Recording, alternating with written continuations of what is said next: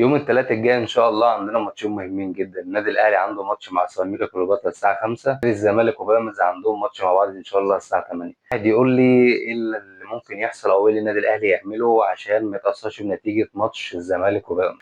اقول لك انا يا سيدي، يعني مثلا انت عندك مطالبه ان انت في ماتشك تكسب، ما فيش بديل. لازم النادي الاهلي يكسب ماتش قدام سيراميكا كليوباترا، ولازم يكسب بسكور زي الماتشات اللي فاتت. يعني انت ماتش الحرس كسبته 5، المصري كسبته 4، لازم تكسب سيراميكا بنتيجه كبيره هي كمان. تيجي مثلا تقول لي طب نتيجه ماتش الزمالك وبيراميدز، اقول لك الماتش دوت ملوش توقع عندي.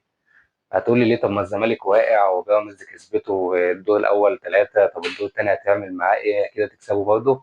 اقول لك لا، بلاش احسن. يعني بلاش نعشم نفسنا ان بيراميدز خلاص هي داخله كسبه الماتش.